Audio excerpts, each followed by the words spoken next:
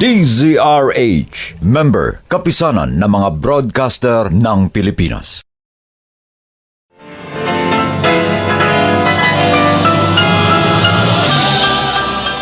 Buong karangalang inihahandog ng DZRH para sa bagong milenyo, ang isa pang magandang dula, May Pangako, ang bukas. Ako pa ba ang walang utang na loob? Pinagsilbihan ko kayong lahat. Tiniis ang paggadlang niyo sa aking mga pangarap, ang pananakit, pagmamalupit, at mga paninisi niyo. Ngayong dumating na sa sukdulan ng lahat, sinusumbatan niyo pa rin ako? Itong tandaan niyo, maaabot ko rin ang langit! May Pangako, ang bukas. Kasaysayan ng mga kaluluwang lupaypay na ang pusong hapong-hapo sa tindi ng malabis na pagdurusa. Subalit sa kabila ng lahat, huwag kalilimutang paglipas ng isang dapit hapon ay sisikat ang araw na magsisilbing tanglaw sa sinumang tinakasan na ng kawalang pag-asa. Dahil sa likod ng mga hinagpis ay may naghihintay na ligaya. Sa bawat kabiguan ay may makakamit na tagumpay, laki pang pangarap na sa bawat himaymay ng laman ay muling mabuhay ang dugong nananalaytay sa mga ugat at unti-unting mauusal ang mainspirasyong mga katagang. May Pangako, ang bukas.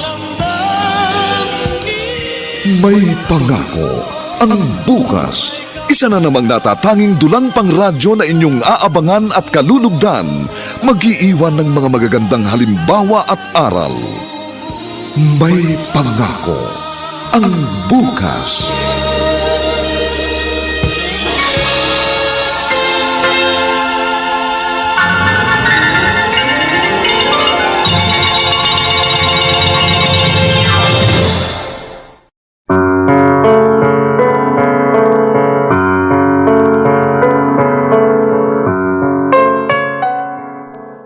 Magandang umaga po sa inyong lahat, mga giliw naming tagapakinig. Narito na po ang ating tampok na kasaysayan sa linggong ito, pinamagatang Maaabot Ko Rin ang Langit. Dito pa rin sa ating natatanging dunang May Pangako, ang bukas.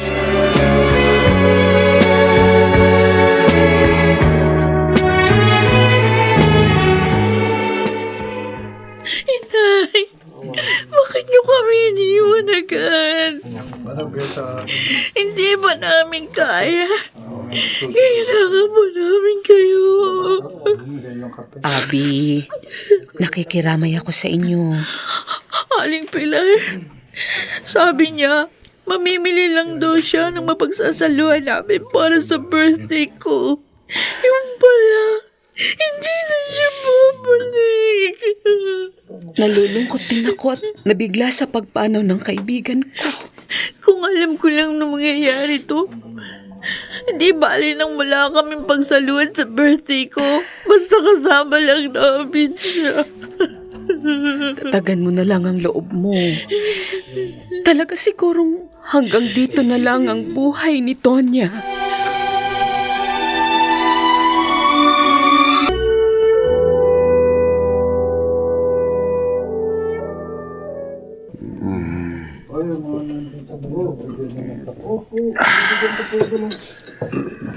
Bakit, Tonya? Bakit mo ako iniwan? Kailangan pa kita. Paano na kami ngayon ng ating mga anak? Gardo, marami-rami na yan na inom mo. Tama na yan. Masakit, Desto. Mahal na mahal ko si Tonya. Ngayon, parang hindi ko alam kung paano pang mabubuhay nang wala siya. Huwag ka sanang panghinaan ng loob. Alalahanin mo, nariyan pa ang tatlong anak niyo ni Tonya. Mas kailangan kanila ngayon. Si Abby, dapat hindi na lang siya ipinaganda ni Tonya. Buhay pa sana ang asawa ko. Huwag mo sana siyang sisihin. Dahil tulad mo, nasaktan din siya sa nangyari.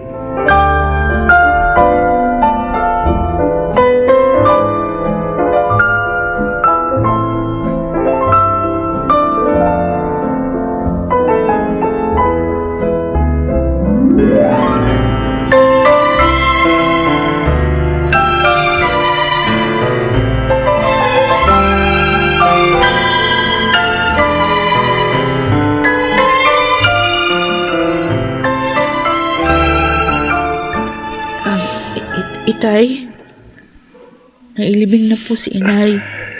Nakaalis na rin yung mga nakipaglibing. Hindi pa po ba tayo uuwi? Mauna na kayo. Iwan niyo na ako. Ayoko pang iwan ang asawa ko. Pero gabi na po. Iwan niyo na ako! Ako na lang uuwing mag-isa.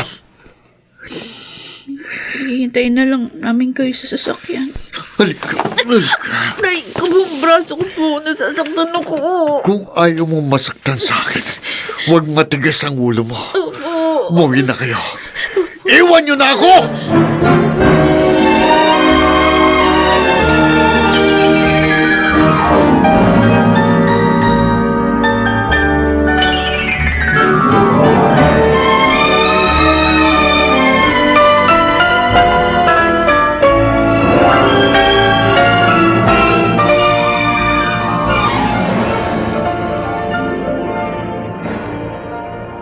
Pilar, nakatanaw ka pa dito sa may bintana. Gabi na. Matulog na tayo. Iniisip ko lang si Abby, Desto. Paano na kaya siya ngayong wala na ang kaibigan ko? Nariyan pa ang tatay nilang tatlo. Si Gardo, naniniwala ako na pagkatapos magdalamhati, muling kikilos yan para gampanan ang obligasyon sa kanyang mga anak. Sana nga. Sana nga'y mangyari ang sinasabi mo.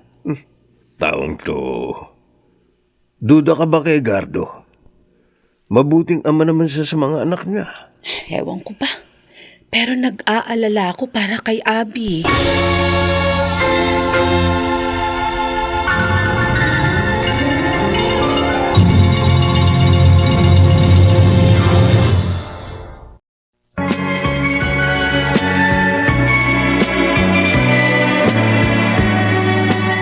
At ngayon, balikan natin ang tampok na kasaysayan sa ating dulang. May pangako ang bukas.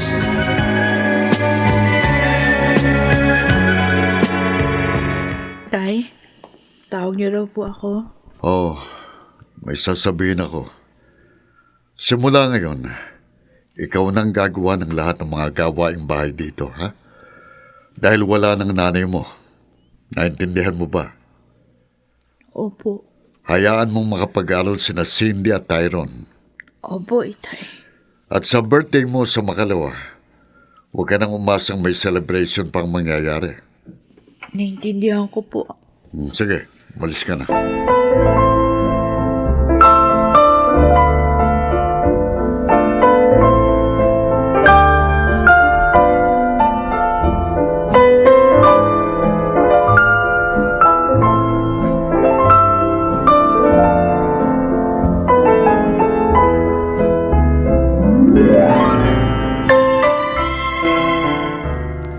Ayan.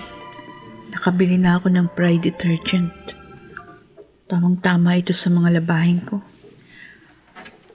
Magsisimula na ako maglaba. Sasabihan ko na lang si Cindy magsaing. Cindy! Cindy! Ano ba yun, ate? Nanonood ako eh. Magsaing ka muna. Ang dami ng labahin ko, oh. Tingnan mo. Eh sabi ni Itay, ikaw nang gagawa ng lahat dito ah.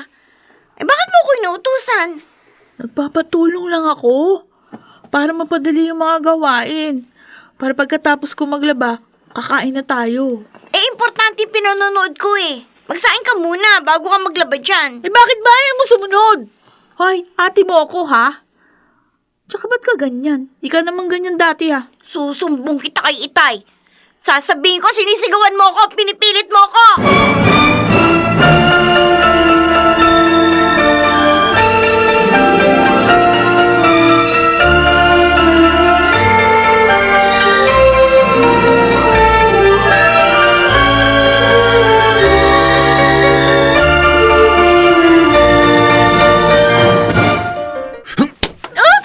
Itay, bakit niyo po ako sinampal? Bakit?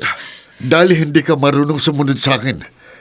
Di ba sinabi ko na sa'yo, ikaw na ang gagawa ng lahat ng mga gawain dito? Sinusunod ko naman po kayo eh. Walang yun. Nagsisinungaling ka pa, ha? Ha? Sinabi sa akin ni Cindy, ang paninigaw at pamimilit mo sa kanya na magsaing. Nagpatulong lang naman po ako sa kanya eh, dahil marami labahin ko. Kung anong sinabi ko, yun ang sundin mo. At huwag mong abalahin sina Cindy para tulungan ka, ha?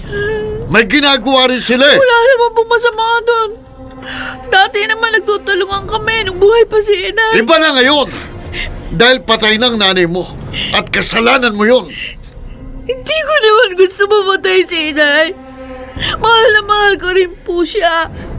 Kung hindi niya hinandaan ang lintik na birthday mo, hindi siya maaksidente. Kaya ikaw ang may kasalanan kung bakit siya nawala. Ikaw!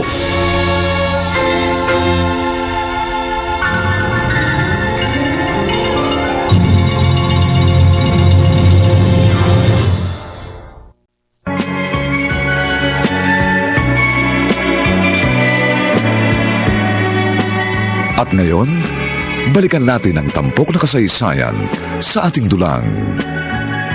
May pangako ang bukas.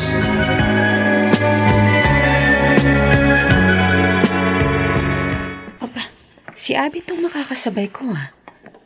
Mukhang malungkot siya. Babatiin ko nga. Abby! Abby! Ay, kayo po pala, Aling Pilar. Pupunta ako sa palengke. Ikaw, saan punta mo? Doon din po. Ay, mabuti. Magkakakwentuhan tayo habang patungo ron.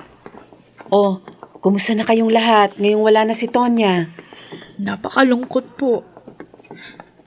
Malaki ang pinagbago mula nung mawala si Inay. Ay, masasanay din kayong magkakapatid na gumawa sa bahay. Dahil nga wala na kayong ina. Kaya nyo naman yun eh. Magtulungan lang kayong tatlo. Ako lang naman mag-isang nagagawa ni Itay sa bahay. Ha? Opo. Ibig mo sabihin, hindi ka tinutulungan ng mga kapatid mo?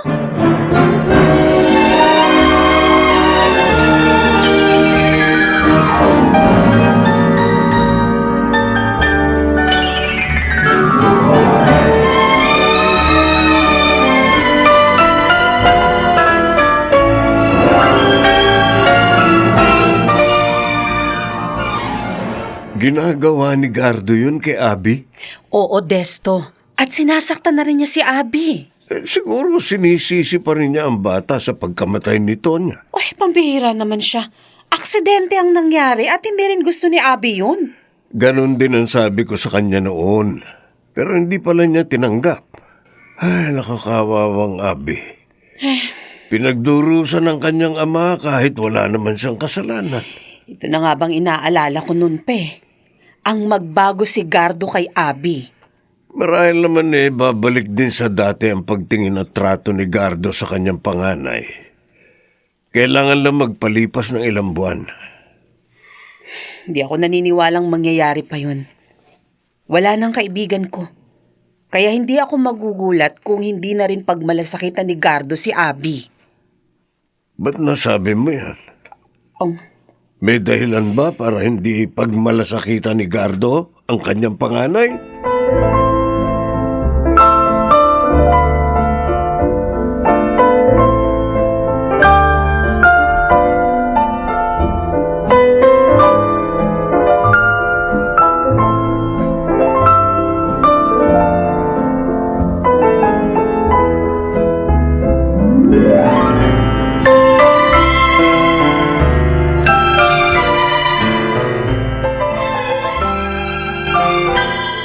Malapit ng pasukan.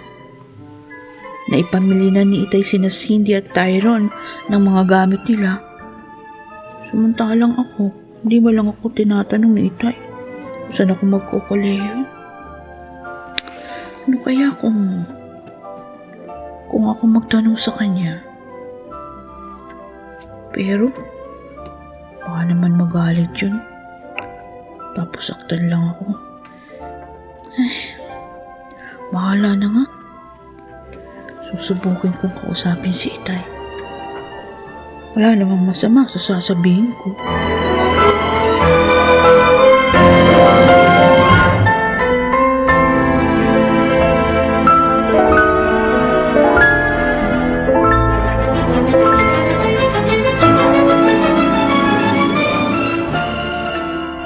Oh, alis na ako, Abi.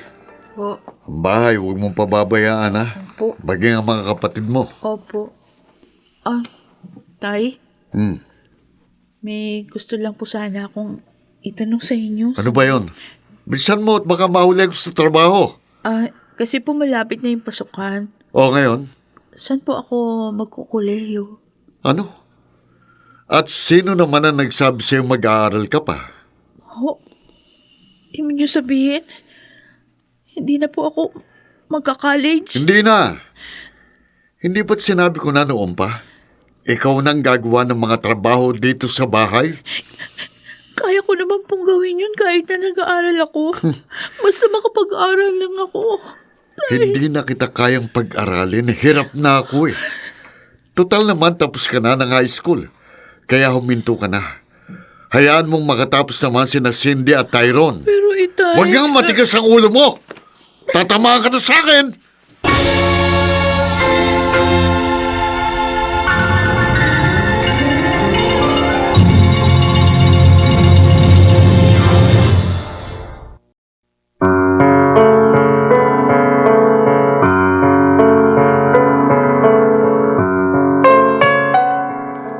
Magbago pa kaya ang trato ni Gardo kay Abby?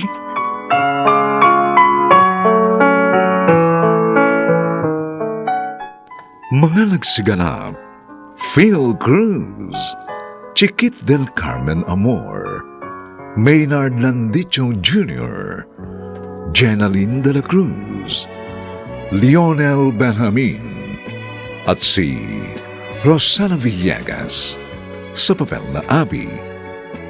Nilapatan ang angkop na tunog ni Jerry Mutia sa musika ni Buboy Salonga. Superbisyong teknikal ni Bong Boyar at Eric Lucero. Ang kasaysayang ito'y mula sa panulat ni Telma Corporal Alcantara at sa direksyon ni Roberto Bobby Cruz. Ito po ang inyong kaibigan June Martin Legaspi, nag-aanyayang huwag po ninyong kaliligtaang sundan at pakinggan ang mga susunod pang kapanapanabik na kabanata ng kasaysayang ito. Maaabot ko rin ang langit. Dito pa rin, sa ating natatanging dunang, may pangako ang bukas.